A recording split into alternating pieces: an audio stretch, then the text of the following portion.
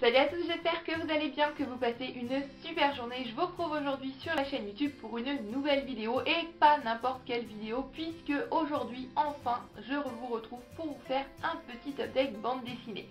À chaque fois, dans les vidéos In My Library Bag, j'emprunte tout un tas de BD et finalement je ne les lis pas, même si malgré tout, c'est pas l'envie qui m'en manque, j'ai toujours quand même un petit peu plus envie de me plonger dans un roman.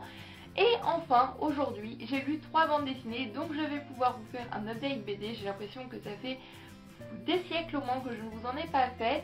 Donc je suis super contente aujourd'hui de vous présenter les 3 bandes dessinées que j'ai pu lire, d'autant plus que c'est des bandes dessinées que j'ai vraiment beaucoup aimées. On va commencer sans plus tarder avec la première BD que j'ai lue et dont je voudrais vous parler aujourd'hui. Il s'agit de Billy Brouillard et le don de trouble vue, c'est de Guillaume Bianco, c'est paru aux éditions Métamorphose de leur collection Soleil. Alors avant de commencer à parler de l'histoire, etc., je pense qu'on peut quand même faire une petite pause pour admirer la beauté de cet objet livre. Je le trouve tout simplement sublime. C'est une chose qui m'a tout de suite attirée. J'avais déjà lu cette bande dessinée, mais la première fois, voilà, en plus je trouve, rien qu'à la couverture, ça sent Halloween, voilà, ça sent le mois d'octobre, donc il fallait absolument le lire à cette période et j'ai bien fait.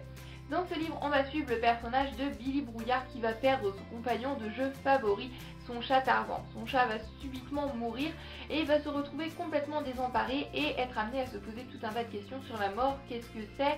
Est-ce vraiment définitif? Est-ce qu'on peut d'une certaine manière parler avec les personnes qui sont parties? Voilà, tout un tas de questions qui va se poser et ce charmant Billy va mener sa petite enquête que l'on va découvrir au fil des pages et que l'on va bien sûr mener à ses côtés. C'est une bande dessinée, comme je disais, que j'ai beaucoup aimé déjà rien que pour l'objet livre qui est vraiment d'une très grande qualité, c'est très original, c'est très bien mené, on a une alternance de style puisqu'on n'a pas que des bulles de bande dessinée, on a aussi des extraits de journaux, des extraits de lettres et c'est tellement bien fait que c'en est réaliste et que l'on est vraiment plongé dans l'univers, vraiment plongé dans la lecture. C'est un livre qui est à la fois touchant, à la fois drôle, un livre qui a pour thèmes principaux, je dirais, la mort, bien évidemment, le deuil, mais aussi les liens fraternels, puisque ce cher Billy a une petite sœur qui l'aime beaucoup embêter et qui l'aime beaucoup taquiner. Je pense que si vous aussi vous avez un petit frère ou une petite sœur, vous savez de quoi je veux parler, en tous les cas pour ma part. Je me suis très bien reconnue dans certains aspects de ce cher petit Billy qui n'est pas toujours très gentil avec sa petite sœur. Et c'est un thème qui est vraiment très bien amené avec ce mélange de styles, comme je disais, qui apporte vraiment un grand plus à l'histoire. C'est un livre qui m'a quand même fait un tout petit peu peur, quand même un tout petit peu, juste la dose de trouillitude que je pouvais supporter. Donc en tous les cas, une chose est certaine, vous devez absolument découvrir cette bande dessinée puisqu'elle est magnifique. Mais en cette période d'Halloween, c'est encore mieux puisque je trouve qu'elle s'y prête vraiment très bien. Trêve de blablatage, je vous laisse tout de suite avec les images de Billy Brouillard.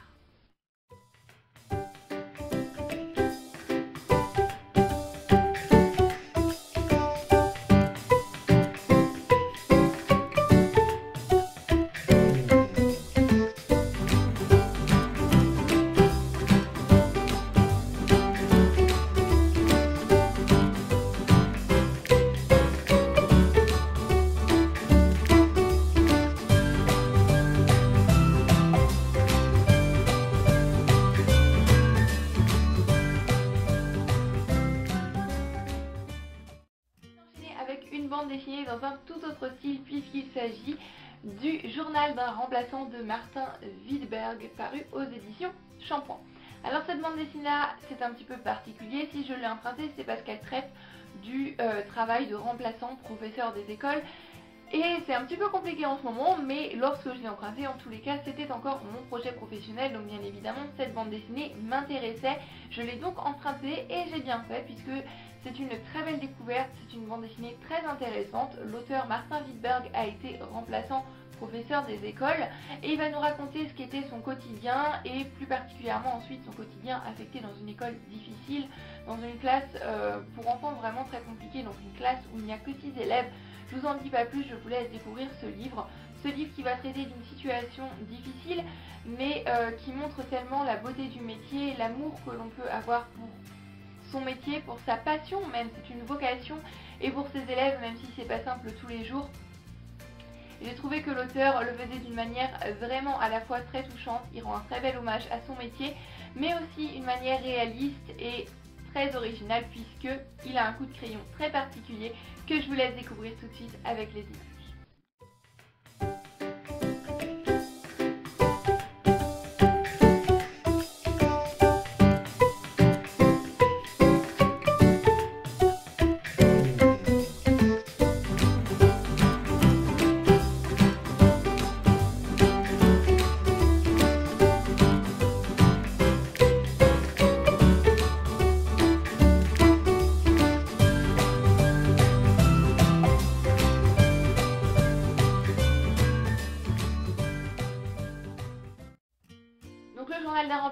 Martin Wittberg, une bande dessinée que je vous recommande, qui est très intéressante, enrichissante, qui m'a pas mal appris.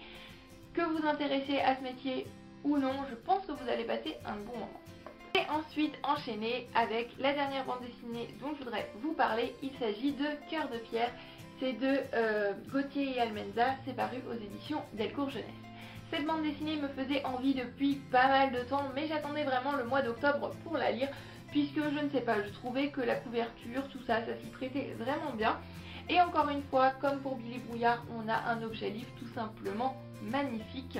On a une alternance des couleurs, un côté un petit peu plus sombre pour Cœur de Pierre, plus rosé pour Cœur d'Artichaut, et j'ai trouvé que ça nous mettait vraiment dans l'ambiance. Dans ce livre, on va suivre deux personnages principalement.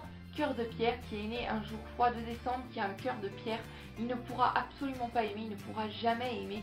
Et Cœur d'Artichaut qui elle aussi est née un jour de décembre, le même jour que Cœur de Pierre, qui elle a un cœur d'artichaut, donc aime vraiment très facilement.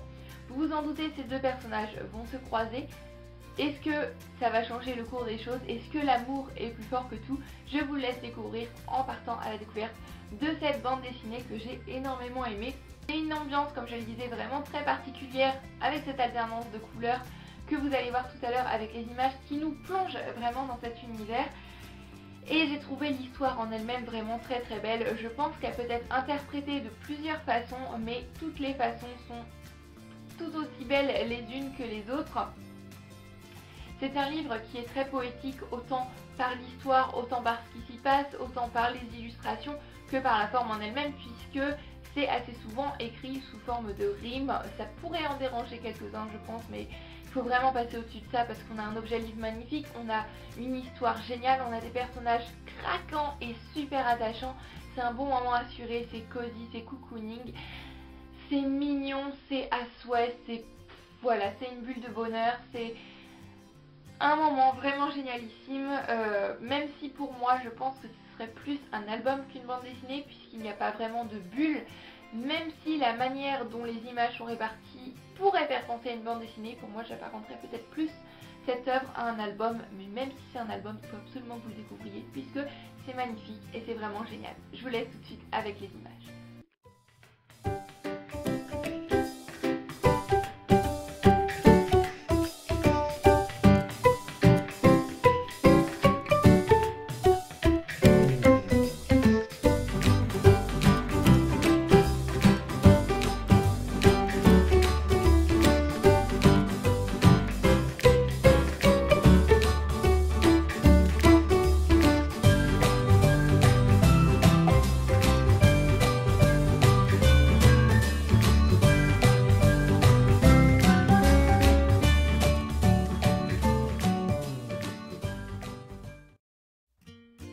Et voilà, j'en ai terminé pour cette vidéo update BD qui était très rapide puisque je n'ai lu que 3 bandes dessinées, mais j'ai quand même lu des bandes dessinées et je n'en suis pas peu fière d'avoir enfin pris le temps de lire des BD puisque c'est un genre que j'aime quand même énormément.